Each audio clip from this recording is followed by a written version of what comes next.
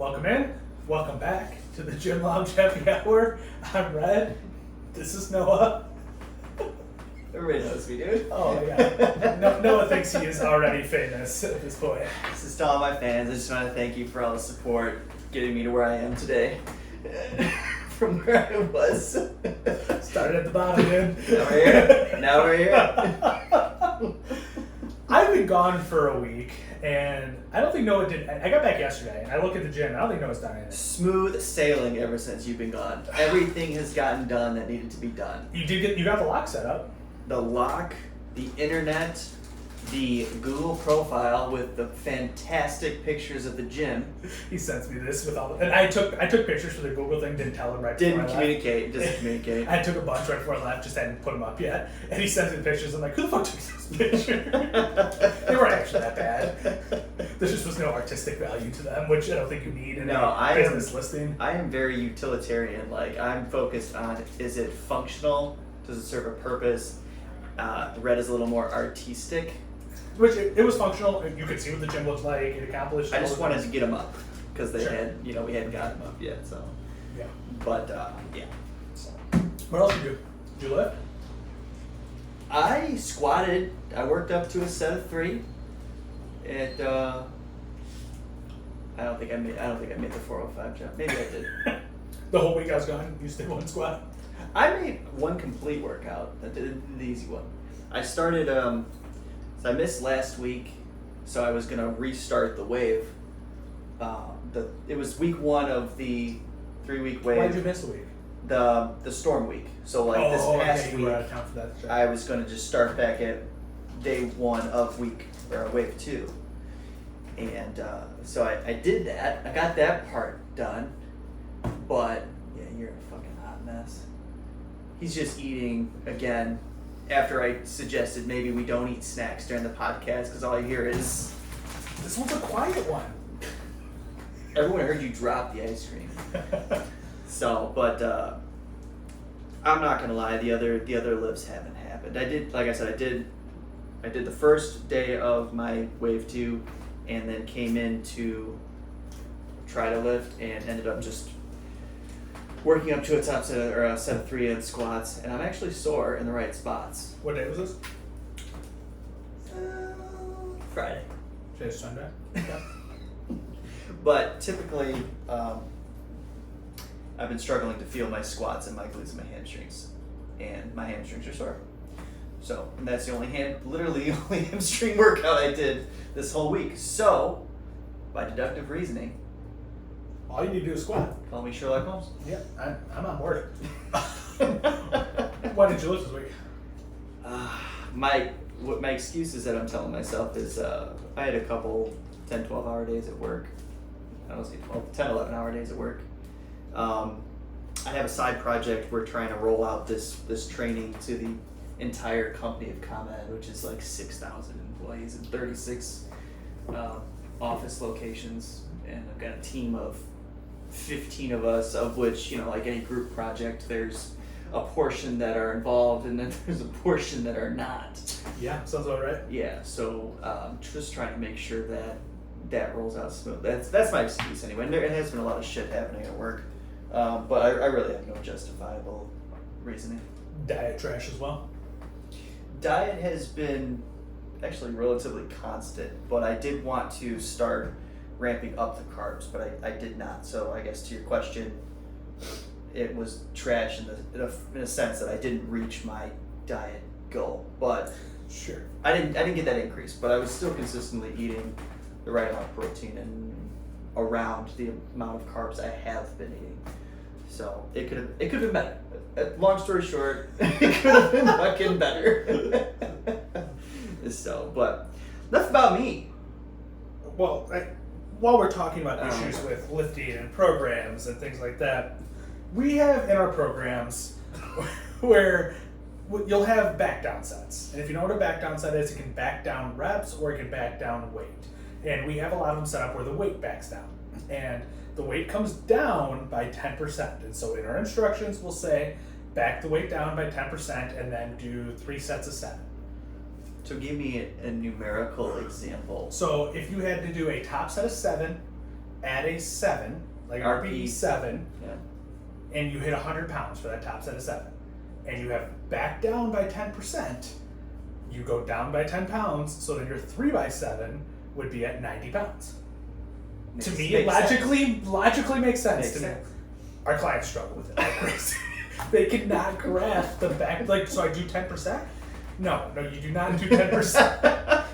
And then apparently we've confused it further because some of our instructors will say do 90%, which, same thing. Yeah. 90% of 100 is the same as back down by 10%. And apparently that's gotten confusing too, so we need to figure out how to explain it. I think we can put an example in there too. We did. I think that it's exact example. Yeah, like 100 pounds, 10%, like, you can't screw it. You cannot screw it up, and yet they do. Yeah, we only have a couple people on that program, so we're talking right at you. They don't watch this podcast. No one does. Just our moms. Yeah, thank God for loving moms. But yeah, no, it's Adam went up the garage.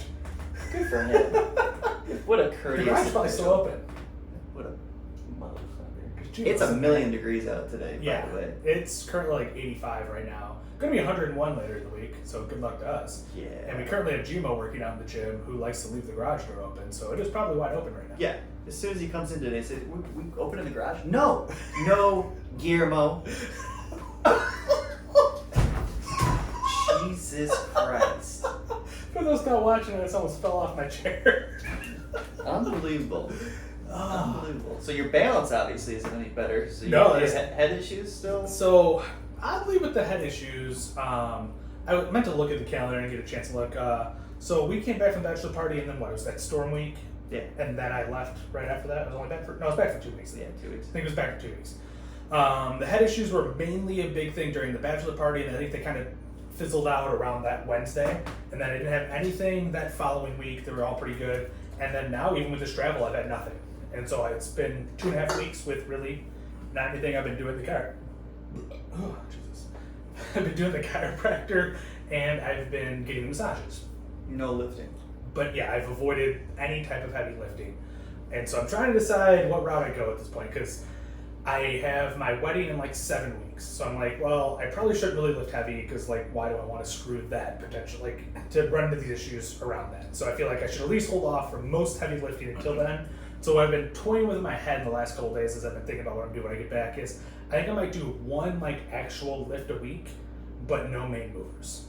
All auxiliary work, do one lift a week, just to kind of make sure my muscles don't completely atrophy and just like kind of lose any type of muscle that I have. So hit one workout a week, and then if that goes well for a couple weeks and I'm not having issues, maybe go take it to 2, but still leave out all the main movers, and then bring my movers back in after my honeymoon or something like that. You gonna do some cardio? Yeah, I'll probably hit a bunch of cardio and stuff. Probably try to work out 5-6 days a week, with most of that being cardio.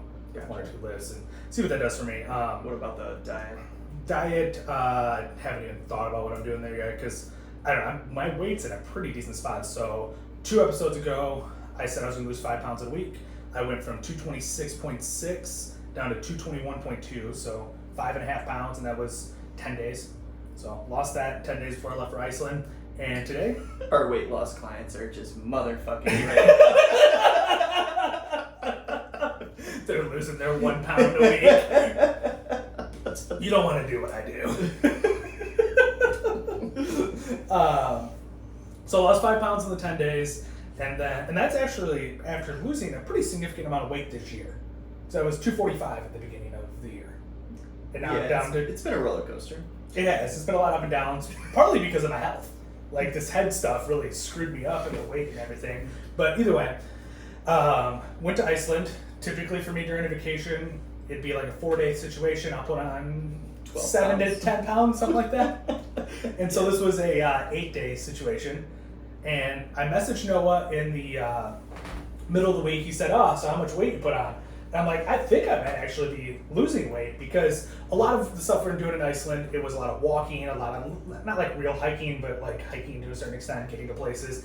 And then we just didn't have time to eat, because like most of the stuff's like in the middle of fucking nowhere. And so if you don't bring food with you, that you're not eating. It doesn't sound like you at all. It doesn't. It's very abnormal. And then I'm also with 3 other people who aren't eating a lot either, like the people I've traveled with. And so like their food's not on their mind 24/7 like it is mine. So there's not this like desire to make sure we go get food and eat stuff. Like we went to breakfast and they would get like just a pastry. I'm like, you're gonna have a chocolate croissant for breakfast and that's it? I'm like, that doesn't satisfy me. No. Speaking of, first day we go to breakfast, walk in there, and this is a European country essentially. It's partly in North America, partly in Europe, but they identify as European. So, things are a little different and whatnot. And I walk up there, they got their breakfast menu. It's mostly in Icelandic, but they have some English stuff that you kind of understand. And one of them was, they had a croissant, and then they had a croissant and egg. Like, cool, egg sandwich, perfect. Comes out, croissant, hard-boiled egg. Yeah. I'm like, that is not a sandwich. Yeah. It worked, it was fine. And actually it was more of like a soft-boiled egg too. It was a little runny on the inside, which never had, actually was good. Worked out well. But, so food was a little bit of a enigma as I was out there. And like they do a lot of fish, I don't really eat fish, so it's a bit of a struggle. But with all that being said, how much weight do you think I put on? I still think you put on a few pounds. I weighed into this morning at 223.4, so up 2 pounds. 2 pounds in a week for me on vacation is amazing. That is a win. Yep. That is 100% win. And if there's any bloating there, I didn't put on any weight. Right. And I did have McDonald's last night when I got back. And that was pretty late. It was like 11 o'clock, so chance of bloating is pretty high. And what did you get at McDonald's? I had a double cheeseburger and a McChicken. What? Okay. I was just waiting for the laundry list of dog shit. No, I tried to be relatively conservative, but then I did go get Taco Bell breakfast this morning. And then I had a donut before I got here. And then let me weigh myself. Yeah, we'll weigh myself tomorrow and Oh see my what God. I am.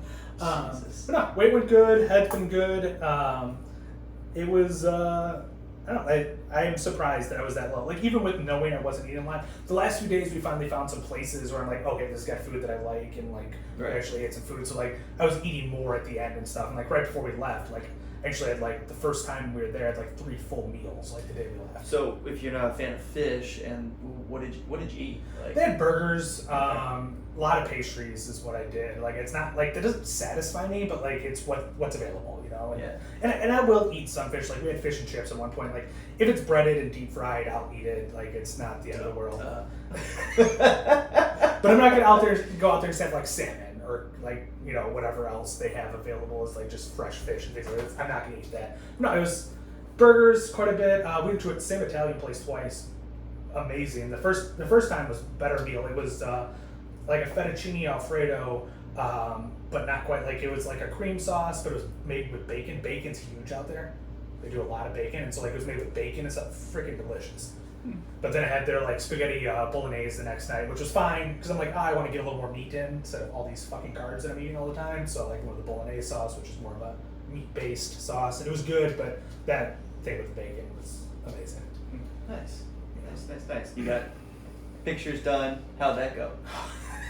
So we got a few stories of travel luck. We've talked about how bad my travel luck Yeah, is. just to previously. recap, he's cursed. Stop calling it bad travel luck. That would be an improvement. You're cursed. I am slightly cursed, and it's cursed in a weird way too, because it's never anything major. It's not like the plane crashes or I get into a car crash or anything like that. It's just Or you blow out the sidewall of your tire. it's shit like that. It's moderately inconvenient. Sure. It's not a minor inconvenience either. It's very, very moderately inconvenient. It is definitely not mine. So I guess we'll start with the pictures. That was kind of the middle of the trip. The whole point of us going out there is we were doing engagement pictures. Oh, I gotta add another. Jesus. I gotta add something to the list so I don't forget. We're going out there to get pictures. That's the whole point of it. And we actually did them.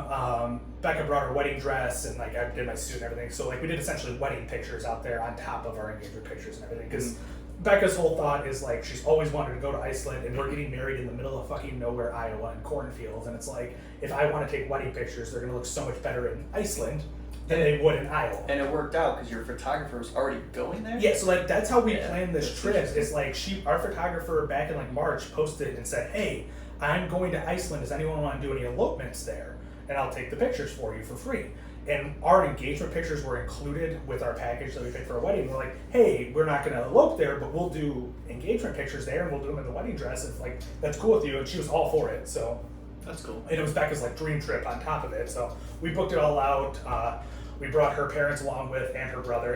It was originally supposed to be like a Becca and I trip, and then it turned into this whole family trip. Like Becca messaged her mom, was like, "Hey, you want to go to Iceland?" Just figured she'd invite her mom because her mom doesn't travel a whole lot and thought she might be interested. And we're like, we'll cover the tickets for you, like if you want to go, because it's kind of expensive. And she's like, yeah, I would love to go, but I gotta ask your dad if he wants to go. Like, I can't go on this trip if he's not gonna. I'm like, fair. So she asked her dad, and they're like, well, if we're going and you're going, we can't not take your brother. We gotta see if he wants to go. And just so kicking yourself in the dick, paying for them tickets. Yes. And like it was reasonably priced. Like the reason our photographer went was she got like $400 tickets round trip to Iceland, which is insane. Yeah. Ours ended up being $800 a person, so not quite as good as $400 a person, but so we're not horrible though for Europe. No, it's so this thing is like it's Europe, but it's not really because like it's an island and it's off the coast of like Europe for the most part, and like technically speaking, and half of it is flew into Iceland, straight to Iceland, direct flight, which was nice, 6 hours. But it's only 2 hours from like Norway and Dublin, so like it's basically to Europe. Like, and like we looked at that last night. We were considering skipping our flight and just going straight to Norway because Becca wants to go to Norway too. It was a 2 hour flight. It was only $200 to get to Norway from Iceland. I'm like, it's kind of enticing, but we have your whole family with us. Yeah. And all our pets are at home, so we couldn't really do that. But we got close to doing that. So the whole point we were going out there was to take engagement pictures and everything. And so communication with the photographer is, hey, we're doing them on Thursday. We were getting in Sunday morning. She was getting in like Tuesday, maybe it was Monday, something like that. And then we were going to do the pictures on Thursday. No big deal. Photographer posts like the day she got there, like, hey, sorry if you don't see too much from me. I got spotty internet service, which international trip makes sense. Not a big deal. We got saved by like the rental car company because they gave us this little Wi-Fi box. It was $10 a day that they like tossed in for free actually, but it was supposed to be $10 a day, and it was like just like the little hotspots that like people used to have all the time. It was one of those. Internet was great wherever we went. It was amazing. Like worked out perfect for us. Yeah, especially for you posting content and everything. Yeah, it was great. And so she doesn't have a great internet service, but whatever. Well, Wednesday rolls around, and we're supposed to be doing pictures Thursday. Haven't picked out a time or location. Like we knew she was staying in Reykjavik, we were staying in Reykjavik, and we were supposed to pick her up, and then we were just gonna go. It's like 3 p.m. Hadn't heard from her. Becca's like, all right, I probably should message her. Like, hey, what time are you thinking for tomorrow? Message her on Instagram because that's the way they were mostly communicating. Bless you. They were mostly communicating on Instagram. Don't hear back from Instagram. She follows up again and is like, hey, just wanted to check in again. You know, I don't know if she said like, hey, where are we meeting to? Like maybe she might have said something like that. Right. Like more of a longer follow because it was like 6 p.m. I think 8 p.m. still hadn't heard back. So Becca texted because she was like, oh, I have her number. I've texted her a couple times. So text her. Text doesn't get delivered. And so I'm like, well, she got bad service. iMessage, like that's gonna be service. I'm like, send it as a text message. Sends it as a text message. So now you don't know whether or not it's got delivered, because only if it's iMessage it tells you if it's delivered. So send it as text message. 10:30, still haven't heard back. Send a follow-up on Instagram of, hey, going to bed soon. Let us know what time we're going. Finally, 11:30 rolls around. She responds to one of Becca's stories on Instagram and says, how about 6 o'clock for tomorrow? Didn't respond to like any of the messages. And so, and like she also has this, the photographer has two Instagrams, her personal one and her work one. And we Becca messaged her, I think, on both, like just to kind of get things rolling. Well, she responded to Becca's story on like her personal one, and most of these messages were sent to her work one. And so she might not have seen the messages yet or something, but it's like 11:30. She said, how about 6? I'm like, wow, it's 11:30. 6 a.m.'s coming up pretty soon. And Becca's got to get into her dress, get ready, and all this. How far was the So it's where we were going to go, we were thinking was 2.5 hours away. We didn't know, because she hadn't told us the location yet either. Shit, yeah. And so we didn't really know. And so she said 6 a.m. And we at that point, we're still thinking it's, hey, pick her up at 6 a.m. But she said, you want to meet at 6 a.m. And now it's like, are we meeting at this black sand beach at 6 a.m.? 2.5 hours away? That's fucking nuts. Finally at midnight, she responds, said, like, she finally opened up her work one and like was like, hey, sorry, just now seeing all this, because she didn't have internet service. Turns out she was out with another set of clients that she had met at 6 p.m.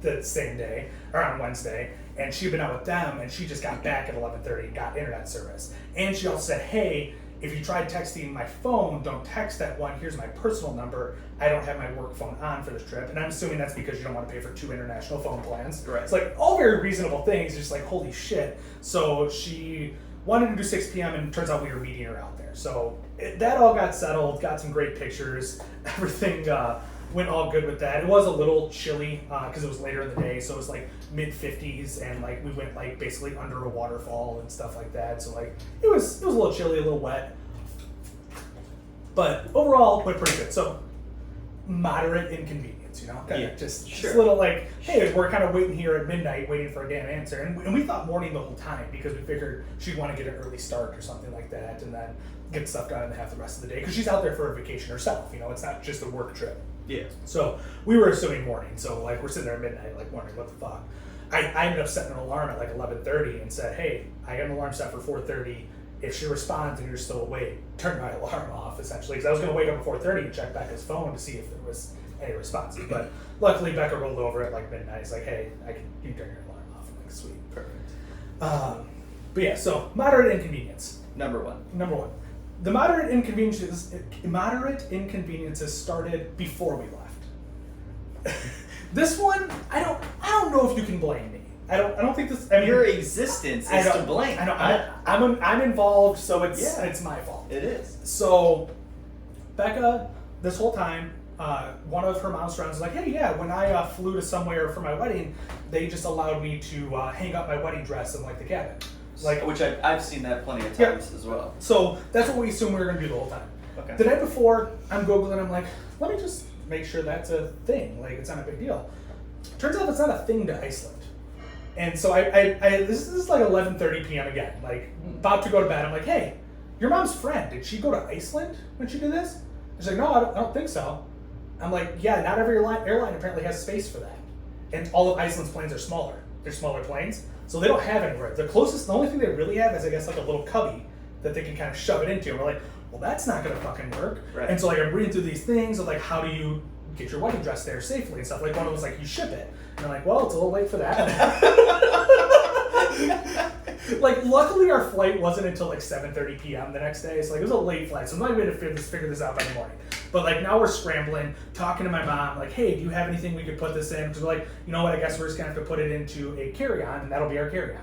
Because the whole time anyways, we were planning on the garment bag being, like my suit, and then her wedding dress being our carry-ons anyways. Like we figured that would count. It had to have somewhere on a plane to hang it. Turns out no. Like, No, they, like, really? because we read like this like expert thing, like where like they do a lot of Iceland weddings and stuff. Like I was reading through that article, like, yeah, no.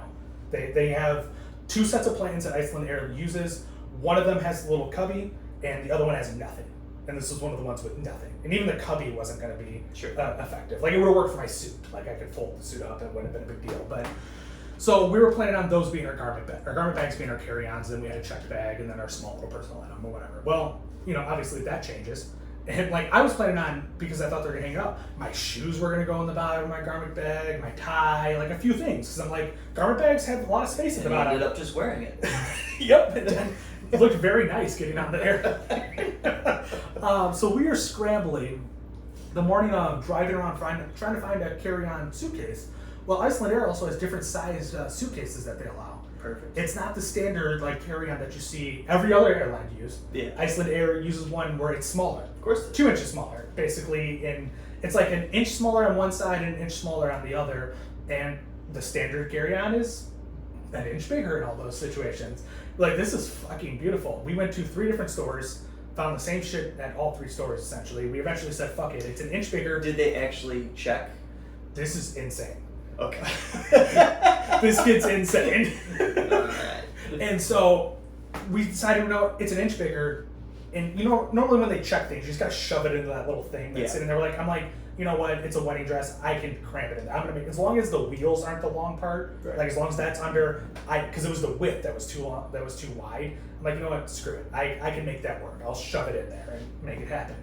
And so we grab one. She stuffs the wedding dress in there. I get my suit in there. We show up, and I'm like, you know, the only place they stop you is at the gate, right? Is that your experience? If they're going to stop you for the size of the carry-on, it's at the gate, or? The one time I've seen them measure carry-on bags was at the terminal. That's what I mean, like at the before you get on the plane, right? Right before you get Yes, on the that's plane, the only place yes. I've seen it. Like it's right Okay, there. yeah. I'm like they spot it and like, hey, that looks like it's gonna be too big. They made everybody. Oh. At this one. There was a line, and you had to put Wow. your bag. And I'm like, these motherfuckers. Granted, to their point, a lot of people had to check their bag or pay for a carry-on because they didn't pay for it. It's they were personal items, which I do all the time. I don't Sure. pay for. It's been a long time since I paid for a carry-on. Sure.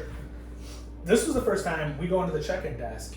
They grabbed the check bags, and they did my check bag, weighed it at 49.6. No, Gotta be 50 pounds. Of course. Perfect. And got there, perfect weight, no big deal.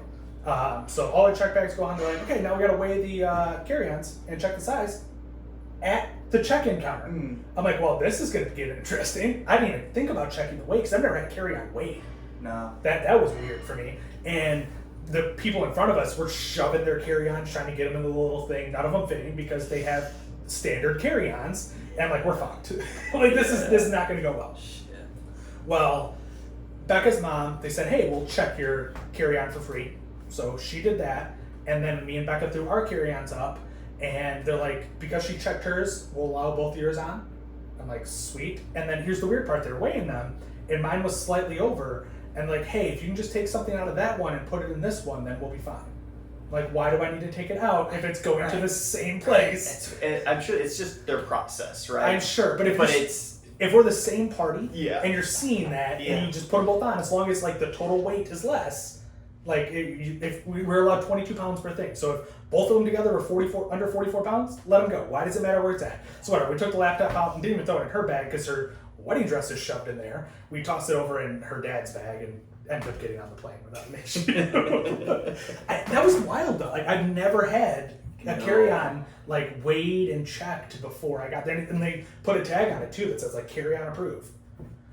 Like, and they're clearly very strict, and I don't know if it's most international flights that have the smaller luggages or if it's just Iceland Air that does the smaller luggage. Because normally international flights, they give you more luggage allowance. You would think, right? Like it was very, very strange. And almost everybody had to like check their bag. That was the carry on.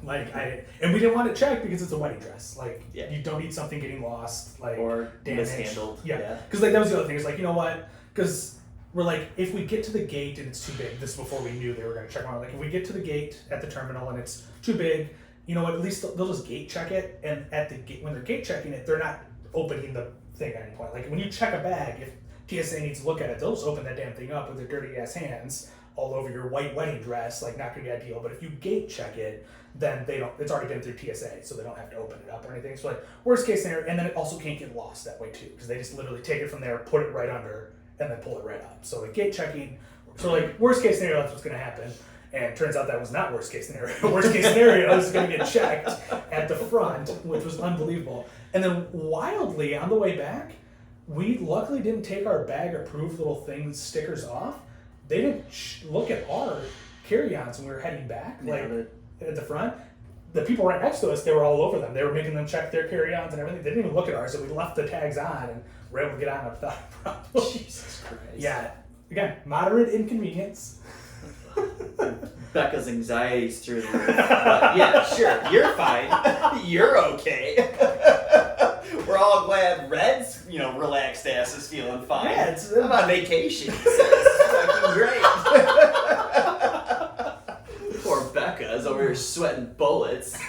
She was. Jesus. So we. What else? I know that's not it. No, there's still a couple more. So we get there. Flight left at, I think it was 10 p.m. or something like that. It was like, I think it was 10 p.m. 6-hour flight, and we got there at 9 a.m. their time, which is 3 a.m. our time. I slept a little on the plane. Everyone slept a little on the plane, but not a lot. So we're pretty exhausted, Sure. Jet lag, all the good stuff. When I went to go rent a car, we there was a few options. I didn't go with the cheapest option, but we were pretty close to the cheapest option. And we get through customs, get through border control, all that good stuff, and get down. There's a few signs for rental cars, and one said, one has all these other companies on them, and then there's another direction for a meeting point. And I remember my instructor said, hey, go to the meeting point and then call this number. Like, what, go to a meeting point. That's kind of weird. Tell me what the meeting point is. Turns out big old sign says meeting point on it that you go, beautiful, like this. That was perfect. That's the instruction I'm looking for. Yes. So go to the meeting point, call the number, and I said, hey, reservation for such and such time and whatnot. And he's like, okay, we'll be there in about 15 minutes. It's about a 15-minute round trip for the shuttle to get you there, and it's a 5-minute trip from there. Cool. Hour goes by. And I'm like, hey, when you get here, what's your van look like so I know, like, what is there any identifying stuff on it? He said, no, we'll come inside and get you. Like, cool, that's sweet. Beautiful. Sure. And through this hour, we see vans driving by, and we're right here from Thrifty, and saw vans with Thrifty on the side, but they didn't stop. They just kept going. So after an hour, I'm like, all right, what's up? Like, call them. Finally get through, and he's like, oh, I am the driver. He's like, I'll be there in like 5 minutes. I'll come inside and find you. Turns out I was talking to the driver both times. Like, they had their driver handling the phone calls. Which is interesting, because it's probably a contractor, because we had that in Florida too, where I was talking directly to the driver, and actually she was coordinating with her other drivers, but... Turns out not a contractor. Okay. They were actually understaffed. They had a lot of people sick call in. They were half-staffed. And so they had 3 people working the counter. The guy driving the shuttle was also checking cars in. Shit. Yeah. And so when he walks in, there's a group of people hounding him, like, hey, like, what's up? He walks in, and, like, he's looking at the names, and he's like, I told him my name because he's going down the list. And, like, luckily, we didn't get down there till, like, 10:30, but I had a 9:30 reservation, and they're going in order of the reservation time. So I'm like, cool, sweet. So we're probably going to get in pretty quickly. He's going on the list, like, Keith Watson, up and down 4 times. Oh, yeah. Doesn't see my name. Does it one time, finally finds it. I'm like, Jesus. Like, thank goodness. But apparently they'd still like had 8 a.m. reservations they hadn't gotten to for people. And so we didn't get on that trip. He came back again, and we got on that one. And so get over there. This ends up turning into basically 2.5 hour, 3 hour experience. Finally get the rental car. Again, moderate inconvenience. Oh my god. This next one is truly a very minor inconvenience. Sure. Basically, everywhere you go there is kind of, at least where we were going, a lot of like tourist attractions and things like that. A lot of people going there because August is a popular time to go to Iceland because it's one of the warmest times of the year, which means it's high 50s, low 60s. Like, so when that's your warmest, you don't really want to go there when it's cold type of thing. At least most people don't. Sure. Every place we went to, when we got there, packed. Couldn't find a parking spot. When we left, completely empty. No matter where we went, no matter the time of day, every time we pull in, we'd be waiting for a parking spot to open up somewhere. Does Becca's family know that you're cursed? We kind of informed them a little bit. Okay, so like every time you pulled up to a packed ass parking lot, did they all just look at you like? They didn't put that. They didn't connect that. They thought they were part of the problem. Oh, they're like, we just had bad luck. I'm like, yeah, you do. No, you don't. Only one person's got this luck in this car. So this last part is kind of a 2-parter. It goes back to travel luck that I had when I was driving Uber and Lyft. And so I drove Uber and Lyft for about 3 years, downtown Chicago for the most part, did some suburb stuff, but mostly downtown Chicago. And every year there's a Chicago Marathon. Pretty popular, pretty big marathon. It's one of the major ones. And so that morning, I was probably like 2 years into driving Uber at this point, so relatively experienced, know my way around the city a decent amount. So I'm taking people from their hotels and their apartments down to the starting point for the marathon and whatnot. This is like 4 or 5 a.m. Like, people are just insane to get up that early to go run 26 miles. But taking people over there, I'm doing that for a good hour and a half, getting people back and forth. Finally pick up the last passenger. Grab left, and this is only like a mile trip, so in Chicago time, it's like 15 to 20 minutes to go that mile roughly from where I was picking this guy up. Get down there, start going to where I needed to go. Couldn't get through. Yeah, that's weird. Why can't I get over there? But it's because the marathon was starting soon. So I couldn't get him where he needed to go. I'm like, hey, I'm just going to drop you off here. It's as close as it seems I can get you. We tried for like 10 minutes, moved around, couldn't get where to go. He's like, fine, it's close enough. So he goes, and I'm like, all right, I better get out of here before, because I can't do any more trips that direction. I don't want to keep picking up people and having to drop them off just as close as I can get them. Like, that's going to be brutal. Yeah. Like, they're going to be pissed off about it because I can't get them as close as they want to get. So I'm like, we'll be done for the day. We'll get out of the city and then go figure out some stuff to do. And I think it's somewhere to be at like 2 p.m. And so I start trying to get out of the city. A lot of roads are closed, which you expect because the marathon's starting and it's not going to be like it's going to be going wherever it's. And it's either marathon or triathlon. I can't remember which one now, but I think it was marathon. And so maneuvering around, try one road, couldn't get out. So I try the other way, couldn't get out. Go a few roads down, can't get out there. Go another way, couldn't get out there. Finally, Guess you're watching the marathon. yeah, I pull up to a cop and I'm like, hey, what's the best way to get out of here? He's like, what do you mean get out? I'm like, what? Shit. He's like, there's no road out of here until after the marathon's over. There you go. So parked the car, went to sleep for 3 hours, and then finally got out of there when it was watched the runners go by.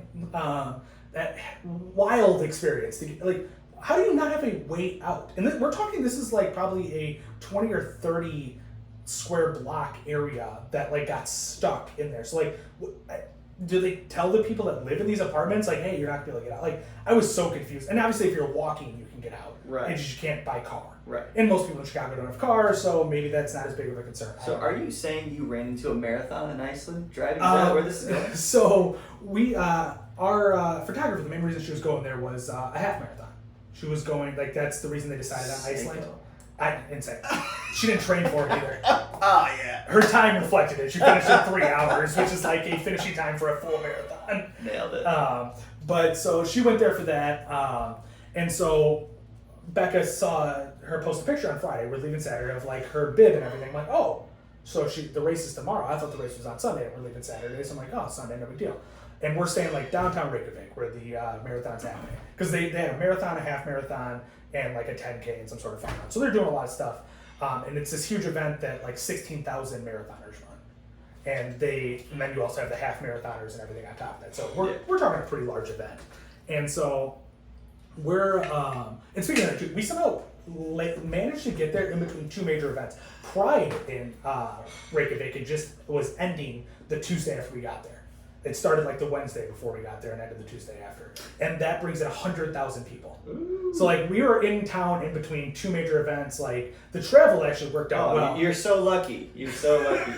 The travel did work out well because most people arrived on like that Wednesday for Pride and we arrived on Sunday. And so like the airport was pretty dead. It wasn't a big deal. And then when we were leaving, because everyone's running the marathon on Saturday, people aren't leaving Saturday like we are. So the airport was again pretty dead. So like it did actually work out relatively well. And so we're on Saturday or Friday night, we realize, oh, the marathon's tomorrow. I'm like, well, let me check the route and see, make sure we don't get stuck in here.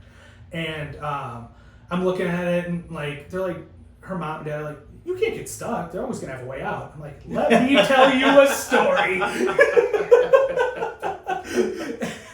And so, sad little Uber driver in the big city of Chicago.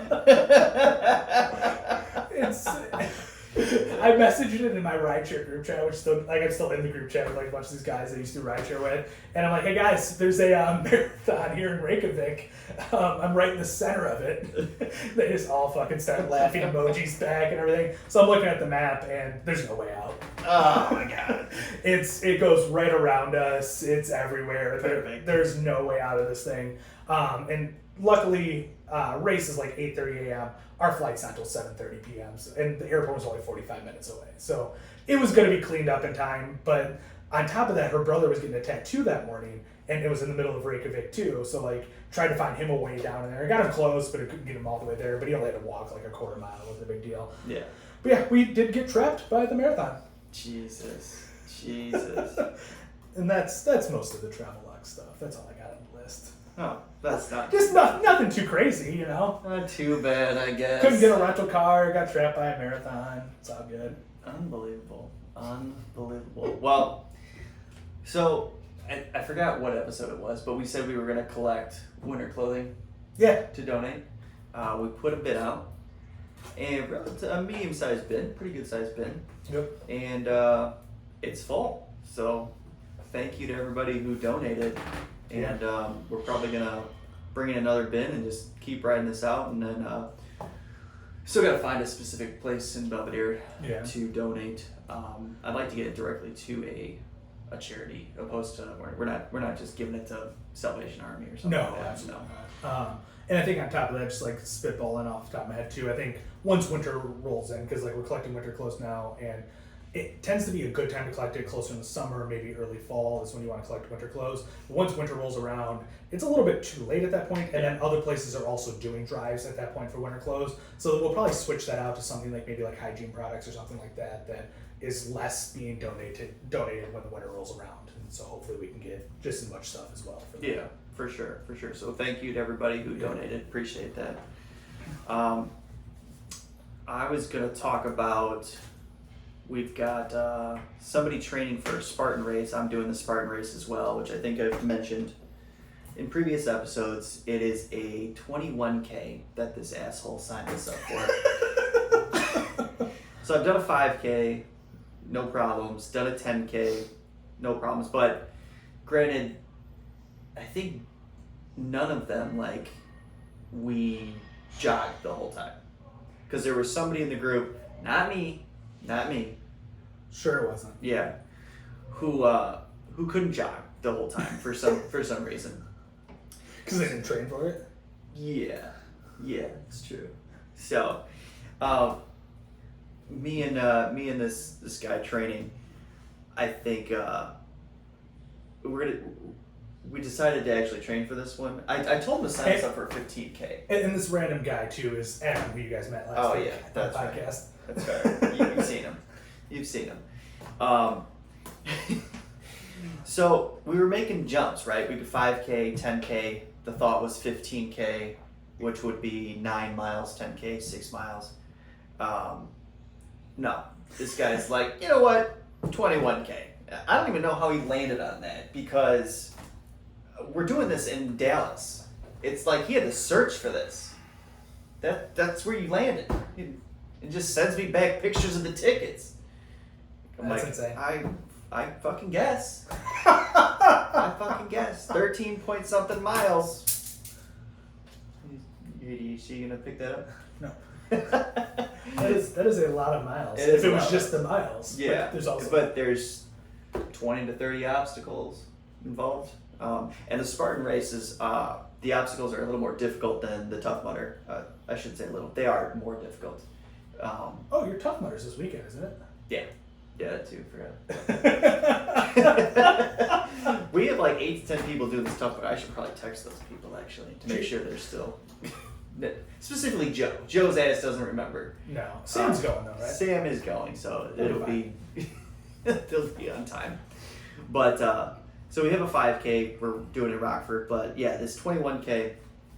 Adam started a new program, and we put in some. He's got the Tough Mudder at the end of the day. So we added a little extra to a program to help with training for the Spartan, and he started this program this week, and he's dying. Every day, He's dying. 1 week into it, and he's gonna have the Tough Mudder this Saturday. The Tough Mudder is whatever. The Tough Mudder is not going to be a Go terrible do his thing. program and run a Tough Mudder. Oh my god. I did half of it today. Half of his main lift today. Minus the failure set. Yeah, so we've got that, but anybody interested in doing an obstacle race, I would make a suggestion to train for it. I don't know, depending on your current, physical capabilities, but grip strength is always a good thing to train, and then obviously cardio, running. So for him, kind of broke his cardio down into waves. I'm going off the top of my head here, but I think it was like a mile twice the first week, then bumps it up to I think 2 or 2.5 miles twice the second week. Third week 3 miles one time, or 3.5 miles one time, and then resets. And a week or two before, he goes up to 8 miles one time, and we have to run 13 when we get to. So it's not fun. That escalates very quickly. Miles shouldn't be too bad for him. He was running a lot at one point. I don't remember. I was when that running a lot at 1.2 in my early 20s. This was a little more recent than that. So I mean, he should do fine. I'm not going to do any of that. Can you Do I need a seatbelt to fucking tape you in? I think you seatbelt me in and we're just going down together. I'm not fucking seatbelt myself to you. Just you in the fucking chair. But I don't know. I think I'm confident that that's going to put him in a good spot as long as he doesn't die from the Reds programming that he put him on. Don't even try to drag me in. This was your idea. I said no, that's going to be tough. You typed it up. I was following instructions. It's the same program that I did. That you quit. Yeah, that you quit. I actually liked that program. You liked it so much you quit. If I didn't have my head stuff pop up, I was actually. But I ran that program slightly different than he's running it too. Into it, one way that was easier and one way that was harder. In the sense of the easier side, I was only doing like 2 lifts a week. We have him on 4.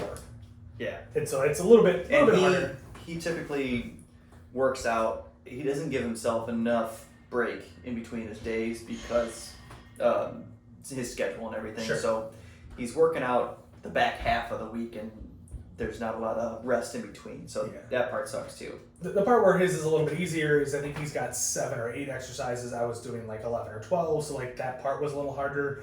But I think the fact that he's working out he does 3 days on, 3 days 1 week, 4 the next. And I think doing that, it makes it significantly tougher than me, where I was just doing it 2 days a week. I had plenty of recovery time.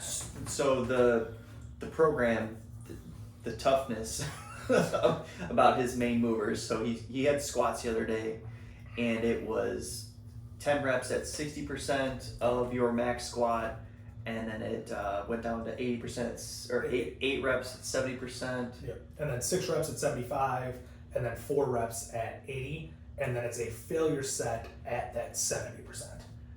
Which, for the record, he didn't hit. He quit. He did. He quit. He said he was going to pass out. Yeah, it said he couldn't breathe. I don't know. We also made him do the safety bar. He's got to he's got to work on his upper back. Well, the safety squat bar, it puts more pressure on your upper back in terms of works it out. So like your squats, your weight on a barbell is going to be different than weight on this. And it could be more or less, too. Yeah. It kind of depends on how you squat. Because not only is it putting more emphasis on the upper back, it's also making it a little more quad than glute. So if your quads just outpower your glutes, which shouldn't happen, but if it is that way, then you'll be slightly stronger on it for whatever reason. So I see Adam the next day, and after his lower body day, and we now work together, and he goes, "My chest is sore from my lower body day. My chest is more sore than the days I do chest." Wait till he does chest. I said, "You're doing it wrong." He goes, "The only thing that's not sore on me right now is my biceps." I'm like, what in the ass happened there? But yeah. It's probably because that's working his upper back, and it's probably pulling on the pec a little bit, just the lats pulling and stuff. But Jesus. Yeah, so he's in a different place than he's never been before. Because had to have done one of the upper body days now, right? Did you do the chest day? I think so. Because he deadlifted today and he did squats. So I'm sure he did an upper body in between there. Did you say anything about that one? No. His chest was still sore from doing squats. So that's pretty funny. But I did swap out. So we created the program and then tried to customize it a little more towards what he's looking for in terms of like Spartan race. So we added grip training, and that was simple stuff. Just holding his body weight for 15 seconds at a time to start out, and then there were in a pull-up position. The other one, barbell holds. You remember doing those? Those were pretty good. Red's the only person I know who's almost puked from doing grip strength training. Only time I've almost puked too is grip strength. Blows my mind. Every time it just starts to bubble up, and it's brutal. I don't quit because my grip fails. I quit because I'm gonna puke. So if you guys are looking for a good grip strength exercise, barbell holds behind the back, and it was body weight for me. I don't think it was body weight for you at the time. I think it was beyond that. It was 205? Or did we? I think I was a little heavier than you, so it was probably body weight then. I forgot that way more than you. Yeah, we're not the same. We were not the same. But it was... Why is behind the back effective? I've never looked into that. I've seen I've had a lot of people do it. I've seen them do it in the front too, but normally they say work the front and the back. So why is back better? I don't know. I'm like trying there was to a think. lot of thinking there. Like, Well, like, I don't know. okay. And the only thing I can think of is like it makes it harder in theory because if you're holding on front, like it can roll into your thighs. That's what I was. If it's behind you, it's just make rolling it. out of your hands. But there's got to be something more muscular to it that putting it behind your back makes it different somehow, I would assume. Because I've seen a lot of places that'll say do both, front and back. So it's got to be different muscles slightly or something. I don't know. Yeah. So I think at some point we're gonna add weight to his pull-up holds and time. He said those were relatively easy for him, and then we're gonna add weight and time on the barbell. Do we have them on slow lowers too? Slow lower pull-ups? I think so. I think so. Yeah. That's probably on one of his upper body days. I think it's probably part of his upper body program. Yeah, for sure. So I'm curious how those are going too. Yeah, we ramped up when we were doing the barbell holds. We got up to 3 sets at a minute each, and a minute is a long time. I don't care what you ladies say. A minute is a long time. Yeah, that's brutal. So I remember start shaking and everything. Yeah. So that'll be interesting. We'll keep you guys posted on that. We'll bring him in to talk about his experience. Y'all can hear his side of the story. I saw him for the first time today, and I don't think he wanted to talk to me. Just went and stood on the other side of the gym. Yeah, no, that program is brutal, but I do think if you can run it through a full 9 to 12 weeks, it's I'm gonna assume it's going to be very effective. Yeah, I agree. I only made it through 3, and so I don't know what results I really would have gotten from it beyond that. And I didn't even run it great either because I started having my head stuff in the middle of that 3rd week, so I didn't even make it a full 3 weeks, and it felt brutal. Yeah, and I think lucky for him, he's going into a bulking phase too, so he's not going to be at a caloric deficit. Sure. I was talking to one of the other members who is he's trying to lean out. For the first time, he wants to have a 6-pack. He's I think he's in his 40s. I think he's in his 40s, but he's never had a 6-pack, and he's got to work pretty hard initially to get that first time, and then hopefully it'll be easier to obtain later on. But sure, we were talking about that. He goes, "I'm dead," because we talk about these volume phases, using them to lean out. I'm like, you're at a caloric deficit, and then you're doing, all these reps at relatively heavy weight, and you're just killing your body and your mind, your mind. So that's tough. So anybody who's looking to lean out, or even, just hypertrophy is hard. Sure. Or using a volume phase to lean out is hard too. It's accepted. I'm now at a point where I'm trying to lean out for the wedding and things like that, and I think I've kind of decided, and I decided this a while back, the goal is to lean out and then stay there for me going forward instead of trying to hit these back and forth stuff. I feel like it's much easier to focus on leaning out and then focus on other things, but try to stay within a certain weight range. If I'm going to lean out to 200 and then I'm going to go through a bulking phase, I don't want to get past 210 then, stay in that medium range, because, bumping up to these 245s or whatever I get to, or what's First of all, that was never a plan, so don't talk like that was on purpose. I guess it was on purpose. You had no intention to stop No, eating. there was not. It was a break. It was a break. And it was a short break. Yeah. 6 weeks. Hop, skip, and a jump all the way up to 245.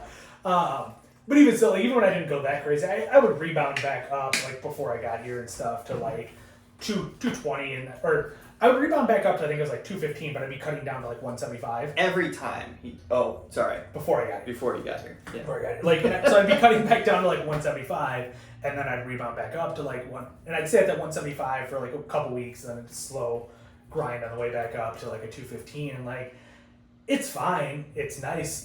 What I'd always convince myself, at the end of it, I'm going to cut down and then I reward myself with food. And I did. I rewarded myself with all of the foods. And so I just think it's more sustainable to probably cut down. And the things you got to do to cut down quickly, I lost that 5 pounds, that doesn't work for building muscle too at the same time. So I just think in my mind, just cut the fucking weight off and then build back up later. Do you think you could try on and off dieting that Nippert suggested, the 2 weeks and 2 weeks? Possibly. I'd rather just get down there. I know that for you, but like with your rebounding. I know. But I think like what I've been doing now, like I've been slowly dropping. Like I dropped that 5 pounds, and then like I had a week off and kind of just stayed in a close range to that weight, and like. Which is kind of the 2 weeks on, 2 weeks off diet approach. Well, it was maybe I don't think I made it that part of the video. I'm thinking of the client where it was the weekends off. Oh, That's the one I was thinking of. I don't think I made it. Either way, I was curious if you considered something a little less strict. I think I'm gonna take like probably 3 or 4 weeks, drop another 10 pounds, and then kind of see where I'm at from there, and just kind of try to level out there. Because originally I was gonna try to get down to like 200, 205 by the wedding, which is like 7 weeks from now. But that was before all my head shit happened and everything. And then I started thinking about it more. I'm like, oh shit. Like, 1, I'm behind because I had all this shit go on. But then 2, I'm like, I'm on creatine. So what I thought I would look like at 200 is normally without creatine. And so with creatine, it's probably more of a 205. So if I was aiming for 200 to 205, it's more like a 205 to 210. So it's like, I don't have to go down quite as far. And I probably have a little more muscle mass now than what I did then too, because it's been a year at this point since when I was down there at 200 last time. So I don't think I have as far to go. And so I'd rather just get close to it and then, build back up from there. Yeah. It's going to be more sustainable, I think, long term. Which is funny. That's where my coach was trying to get me this most recent time. So I cut down for nationals down to I was 212 and then water cut the rest of the way or something like that. And his plan was right after nationals, maybe I bump up to 220, but then we keep me pretty low from there. And then we didn't do that. He said I could have a break. He said I could have a break. You didn't do that. And I think what he thought by a break is I'd bounce up to maybe 225, maybe 230. It turns out that 245 was No, he underestimated Red hardcore. just dumb to do. Jesus. Are we done here? We're wrapping this up. We'll talk to you guys next week. Thanks for